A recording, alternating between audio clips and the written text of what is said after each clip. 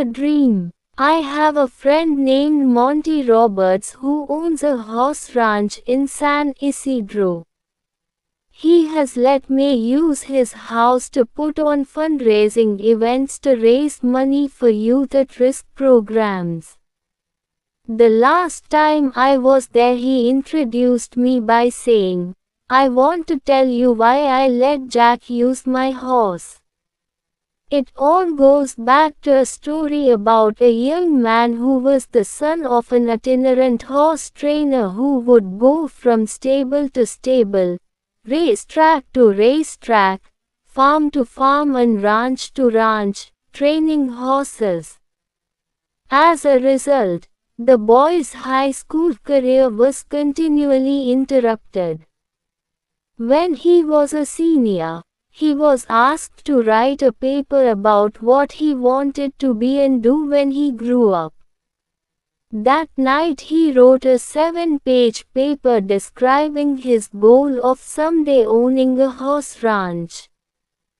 He wrote about his dream in great detail, and he even drew a diagram of a 200-acre ranch, showing the location of all the buildings, the stables and the track. Then he drew a detailed floor plan for a 4,000 square foot house that would sit on a 200-acre dream ranch. He put a great deal of his heart into the project, and the next day he handed it in to his teacher.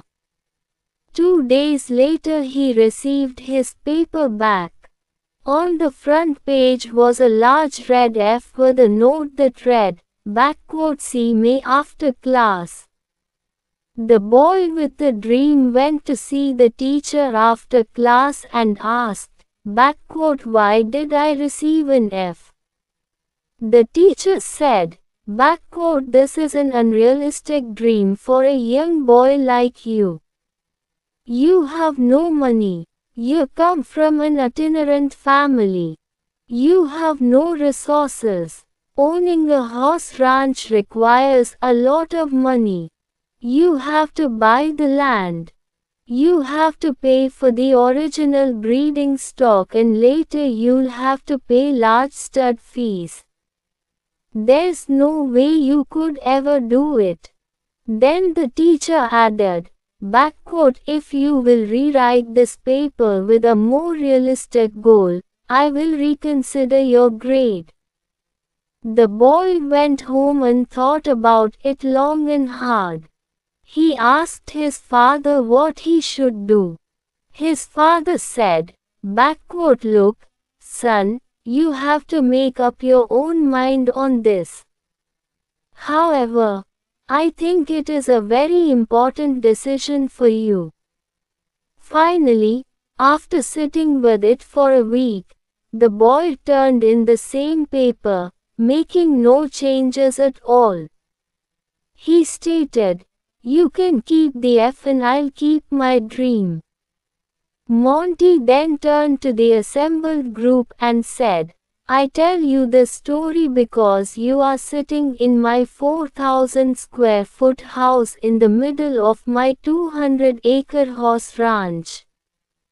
I still have that school paper framed over the fireplace." He added, "The best part of the story is that 2 summers ago that same school teacher brought 30 kids to camp out on my ranch for a week. When the teacher was leaving, he said, 'Look, Monty, I can tell you this now. When I was your teacher, I was something of a dream stealer. During those years I stole a lot of kids' dreams. Fortunately you had enough gumption not to give up on yours. Moral: don't let anyone steal your dreams. Follow your heart, no matter what.